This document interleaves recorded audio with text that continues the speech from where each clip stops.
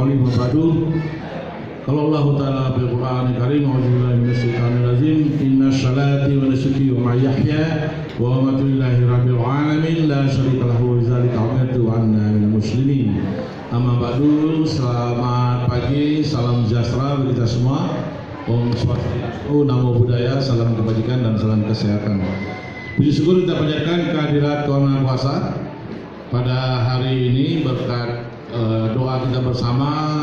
Cuacanya sangat cerah, kemudian cuacanya mendung tetapi suasana sangat cerah, angin tenang, dan dihadiri oleh bapak, ibu, khususnya adik-adik pada generasi dan generasi yang datang.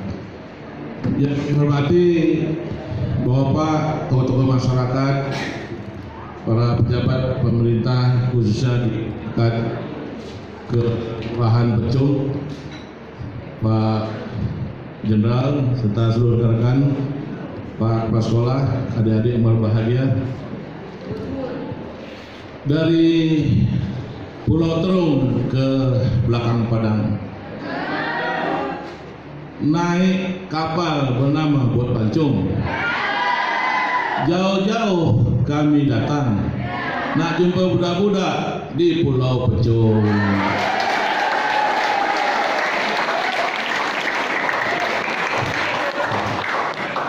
Orang Melayu kalau mendengar kata budak-budak pasti ada pekawan tuh. Nah, baiklah yang kami hormati bapak yang berbahagia. Nanti ada kuis loh. Nanti kuisnya 300.000, 3 pertanyaan dari saya pribadi, nanti 200.000 dari narasumber lainnya. Maka sambutan dari saya ini harus diingat, tapi tak boleh dicatat. Boleh dicatat. Nanti sampai bisa maju ke depan langsung cash and carry. Ya. Adik-adik yang berbahagia, pembangunan ini nanti malah sumbernya dari kawan-kawan lainnya. Saya beri pengantar aja. Pendekatan pembangunan itu ada 2.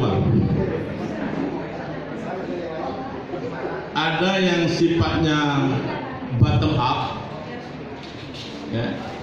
Ada yang top down. Ada yang sifatnya aspiratif, ada sifatnya inspiratif. Ada sifatnya perencanaan populis dari bawah ya. Ada sifatnya perencanaan teknis atau birokrat atau teknokratis. Nah, diawali dengan musrenbang tingkat kelurahan, musrenbang tingkat kecamatan, musrenbang tingkat kota, musyawarah pembangunan tingkat provinsi, regional se-Sumatera, baru sampai ke pusat. Nah, ini nanti ada pertanyaannya itu. Ya. Nah, itu satu. Maka adik-adik harus bapak yang adik-adik ya. Karena ada bottom up dari bawah ke atas, itu sifatnya aspiratif, aspirasi dari kita keluar, inspirasi dari muncul di pusat tangkap. Maka adik-adik harus menguasai daerah ini, apa yang dibutuhkan. Kenapa? Daily basis, sehari-hari, bapak, ibu, adik-adik yang tinggal di sini, dialah yang merasakan ada yang penyakit atau tidak, jalan yang berlubang, termasuk lubang berjalan, maaf. Ya. Kemudian kalau jalan berlubang itu fisik, lubang jalan itu orang yang gede-gede, ya. Termasuk pembangunan spiritual atau fisikal, mana didulukan, termasuk kebutuhan masyarakat, semuanya yang lebih mengetahui adalah adik-adik atau bapak yang tinggal di sini. Kenapa demikian? Bukan demikian, karena kehidupan hari-hari itu dirasakan adalah mereka yang tinggal di sini. Nah, kalau ini tidak dimunculkan, maka pemerintah tidak akan pernah mengetahui apa persoalan di sini. Kenapa? Karena tidak semua pejabat yang datang ke daerah. Memang terjadi bias. Bisa karena disebut dengan prasangka musim, seasonal prejudice, karena musim angin kencang ombak kuat orang tak datang. Bisa karena prasangka lokasi, locational prejudice, karena jauh orang tak mau datang. Bisa karena professional prejudice, prasangka profesi, ya kan? Coba lihat berapa banyak orang Jakarta datang ke Batam dan berapa banyak orang Jakarta itu datang ke Pulau Kecil. Berapa banyak pejabat profesi, pejabat pusat, pejabat kabupaten kota yang datang kemari. Catat saja, ketahuan tuh. 1 tahun berapa kali, sudah 1 bulan berapa kali, 1 minggu berapa kali. Bisa dicatat, ketahuan itu. Nah, Apabila mereka tidak datang, berarti mereka menggunakan remote sensing, merencanakan secara jarak jauh, ya kan? Tidak dengan fact finding, tidak ke lapangan, tidak ethnographic approach dan menggunakan pendekatan ethnographic, bertanya-tanya secara objektif apa yang anda butuhkan, kenapa ini begini, tidak ada field research study. Yang ada adalah library and reported study, studi dilaporkan dan studi dilihat daripada apa yang di dalam buku-buku aja. Bisa tidak mismatching dan tidak linking, tidak bisa menyatu dan tidak membentuk integrasi komprehensif. Kalau bahasa Lemhanas itu komprehensif, holistic, integral, integrated, tidak luas dan tidak menyatu dalam konteks perencanaan. Ya kan? Itu nanti ada pertanyaan ke Sosibu dulu. Ya. Nanti siapa yang bisa jawab. Yang kedua, ada dua pendekatan pembangunan yang tidak mudah dan harus dicari kesempatan. Disebut dengan the development around the people and the people around the development. Pembangunan di sekitar masyarakat atau masyarakat di sekitar pembangunan. Implikasinya nanti ada Batam hinterland dan Batam mainland. Di Batam, Pulau Batam, kawasan Free Trade Zone, itu adalah the people around the development, orang di sekitar pembangunan. Pembangunan masuk, orang datang. Pembangunan masuk, orang datang. Ya kan, kenapa? Pembangunan membutuhkan orang before, during, after. Sebelum pembangunan atau land clearing, pada saat pembangunan, pada saat konstruksi, setelah pembangunan terjadi, pabrik bekerja membutuhkan orang. Dan multiplier effect, membutuhkan sektor-sektor off farm job. Farm itu pertanian atau peternakan atau perikanan. Pekerjaan di luar sektor perikanan, bukan sebagai nelayan, bukan sebagai petani, bukan sebagai pekebun, bukan sebagai bekerja di luar sektor pertanian, dari buruh-buruh bangunan, kemudian supir, perbankan, sektor kita sebut sektor sekunder dan tersier. Sektornya banyak, pekerjanya banyak. Tapi kalau pertanian sektornya sedikit, pekerjanya sedikit. Ini terjadi di Pulau Batam. Maka orang harus datang ke sana. The people around the development. Mobilitas pasti tinggi. Banyak orang dari luar Batam masuk ke Batam. Pertanyaan saya, ada nggak orang dalam Batam masuk ke Pulau Batam? Karena orang Melayu tingkat mobilitasnya rendah. Social mobility horizontalnya orang Melayu itu rendah. Orang Melayu itu lebih senang tinggal di kampungnya. Lebih baik hujan batu daripada hujan emas di kampung orang. Lebih bagus hujan batu di kampung sendiri. Ya, memakai. Nah, susah payah masih bisa hidup di kampung sendiri. Pola pikir ini bisa betul, tetapi untuk maju orang Melayu harus. Tapi harus ada orang Melayu yang tetap tinggal. Saya dilahirkan di Pulau Peningan, pakai dukun, tak ada listrik, jangankan SD, jangankan SMP SD, ya kan, TK pun semua tak ada. Di Pulau Peningan, jangankan pakai mesin becial, ya kan, keluar saya ke Tanjung Pinang, SD, SMP, SMA Tanjung Pinang, keluar saya Tanjung Pinang pergi Pekanbaru. Nanti silakan Pak Jenderal, pendidikan Akademi Pendidikan Dalam Negeri. Keluar saya Pekanbaru, berangkat ke Jakarta ngambil S1. Keluar dari Jakarta, berangkat ke Jogja ambil S2. Keluar dari Indonesia, berangkat Australia ambil S3.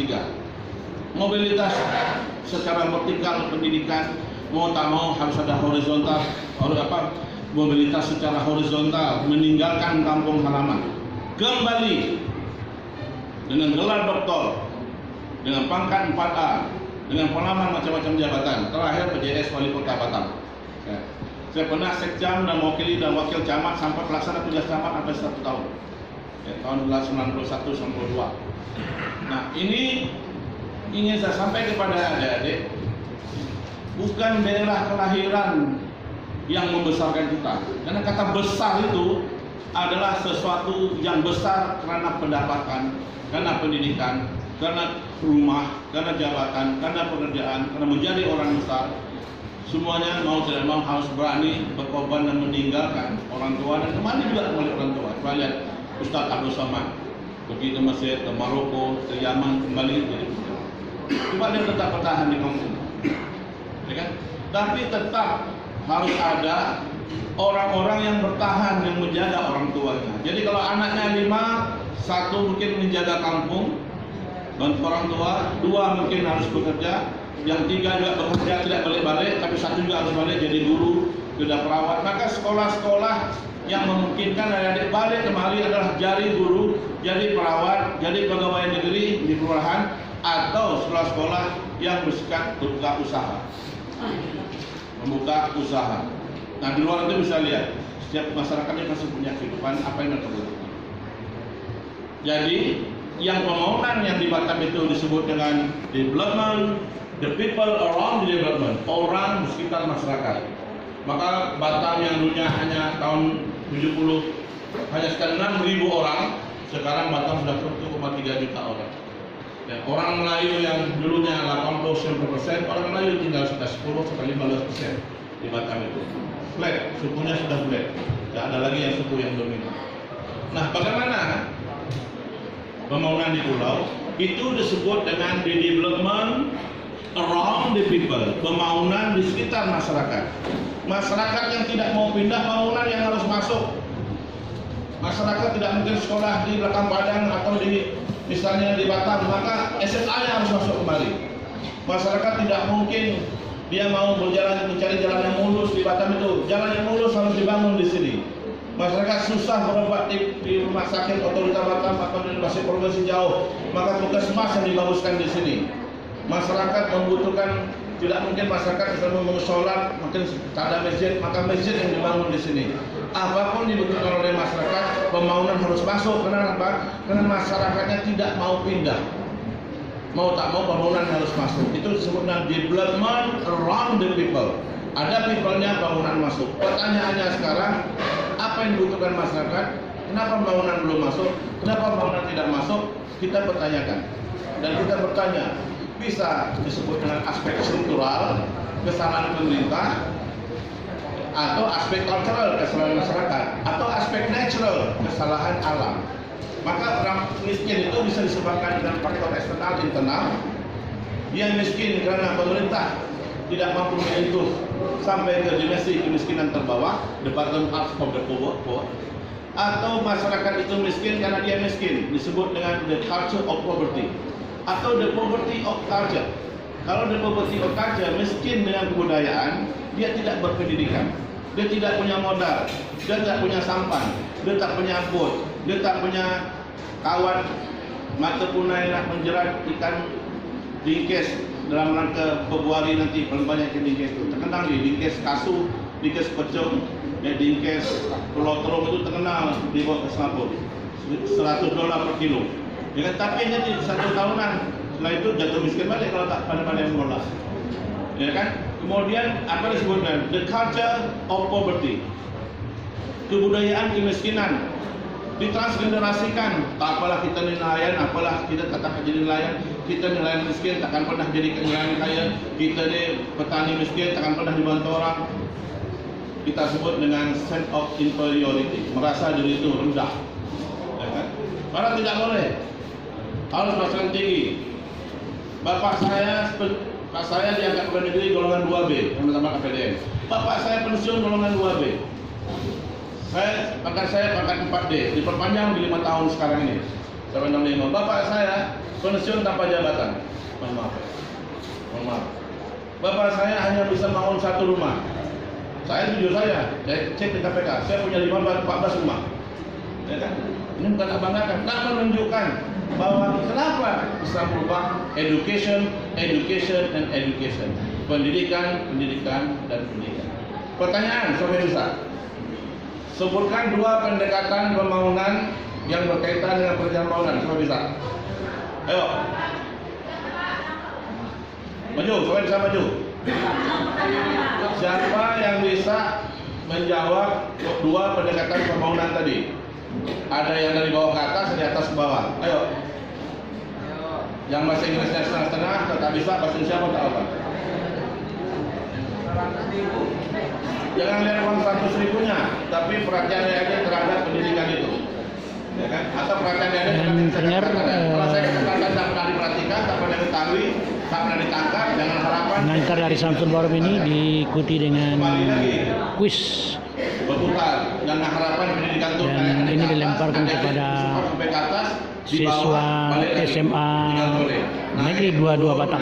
Turun tidak pernah mencapai titik puncak, menjadi lurah, menjadi camat, menjadi bupati, wali kota. Demikian pendengar langsung dari SMA Negeri 22 Batam, Suhardis melaporkan.